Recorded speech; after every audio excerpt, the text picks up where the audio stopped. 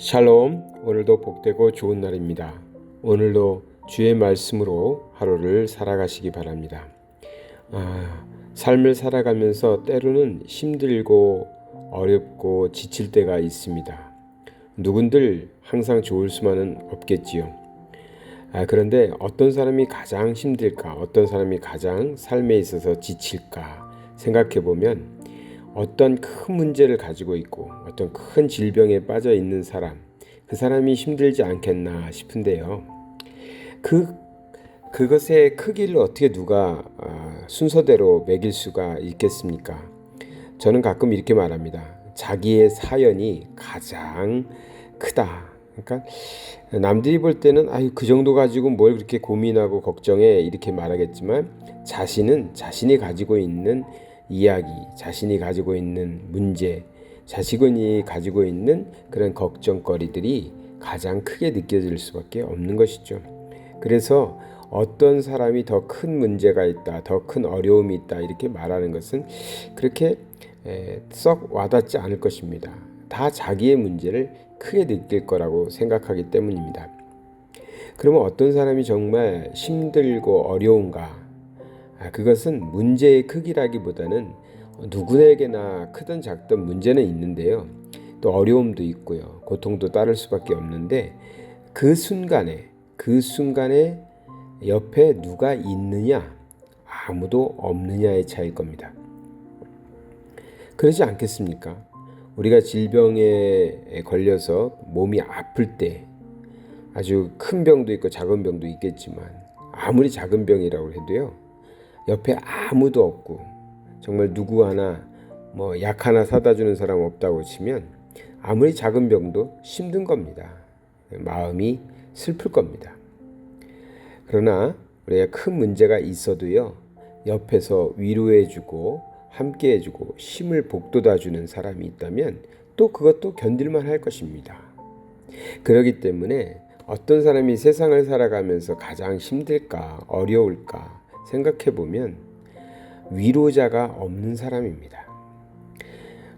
전 세계에는 어마어마한 인구가 살죠. 전 세계까지 안 해도 내가 살고 있는 동네만 해도 수많은 사람이 살 겁니다. 내 아파트에도 수백 명은 살 테고요. 내가 다니는 학교, 직장 생각해 보면 참 많은 사람들이 내 주변에는 있을 겁니다.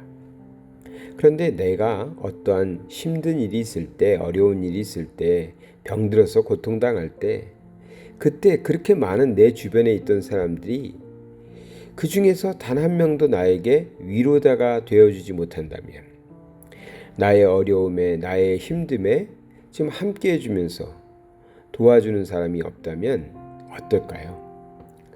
참 외로울 것입니다. 그리고 또 고민하겠죠. 내가 인생을 잘못 살았나? 그런 생각도 할 것입니다. 어려움이 있어도 그 어려움이 있을 때 내 옆에서 나를 항상 지지해주고 또 무거운 것이 있었을 때 같이 들어주는 것처럼 어려운 문제를 같이 고민해주고 또 힘이 되어주고 그러한 위로자가 옆에 있다라면 우리는 그래도 힘을 얻을 것입니다. 나는 그래도 쓰러지지 않아. 나는 넘어지지 않아. 나는 일어날 수 있어. 나는 해결할 수 있어. 이렇게 용기를 내볼 수 있을 것입니다. 그래서 위로자가 있다라는 것은 참 중요한 것입니다. 이사야 40장에 보면은 하나님께서 우리에게 명령하시는 게 있는데요. 40장 1절을 보겠습니다. 너희의 하나님이 이르시되 너희는 위로하라. 내 백성을 위로하라. 예, 그렇습니다. 위로의 명령을 하셨습니다. 이사야서는 포로 생활에 있었던 이스라엘 사람들, 포로기 전과 포로 후 이렇게 나눌 수는 있는데요. 그때 이스라엘 사람들에게 주시는 말씀이었습니다. 그러니까 상황이 안 좋죠. 안 좋은 때의 사람들이었는데 그때 하나님께서 내 백성을 위로하라는 명령을 하십니다. 그렇습니다. 우리가 살아가면서 우리도 마찬가지지만 또 우리 주변에 참 돌아보면은 힘든 사람, 어려운 사람들, 또 병든 사람들, 갇힌 사람들, 외로운 사람들 있습니다. 그러한 사람들에게 우리가 하나님의 마음으로 다가가서 그들을 위로해 줘야 됩니다. 우리도 경험이 있습니다. 내가 힘들 때, 어려울 때, 그때 내 옆에서 나를 위로해 줬던 사람이 있었기 때문에 내가 지금까지 잘 버텨내고 또 어려움도 극복하고 지금의 오늘의 내가 있다라는 사실 우리 잘 알고 있지 않겠습니까? 그러니 우리는 자꾸 시선을 다른 사람에게 돌려봐야 합니다. 혹시 내 옆에 있는 사람들 중에 어디 어려운 사람은 없는가? 외로운 사람은 없는가? 아픈 사람은 없는가? 말할 수 없는 고통 속에 있는 사람은 없는가? 그래서 하나님의 위로가 필요한 사람은 없는가? 그렇게 서로를 살피고 또 필요하다면 위로해주는 그러한 사람들이 되어야 됩니다. 교회는요, 우리가 예배드리기 위해서 모이는 것입니다. 그리스도인들이 모이는 것이죠. 그런데 사실 예배만 드리진 않습니다. 예배를 드림으로 우리가 하나님께 영광 돌리고 하나님의 뜻을 깨닫게 됩니다. 그리고 하나님의 사랑을 감격스럽게 느끼게 됩니다.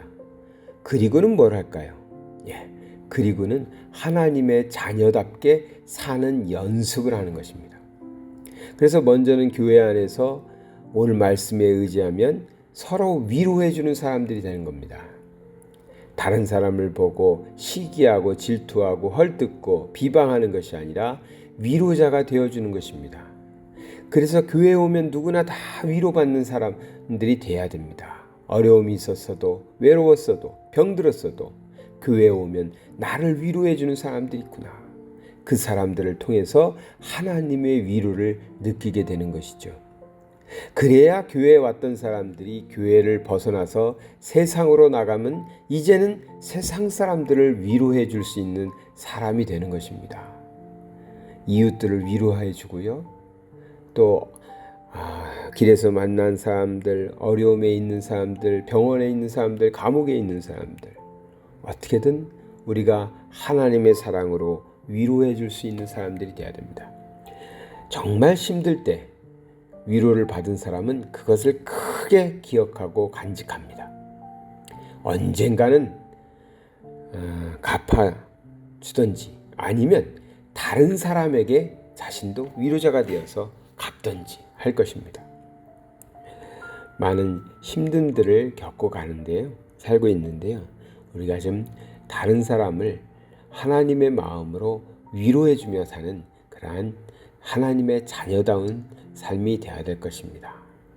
참 제 주변에 그런 위로자들이 참 많아서 힘들 때도 외로울 때도 벅찰 때도 참 위로받고 용기를 내서 살아가고 있습니다.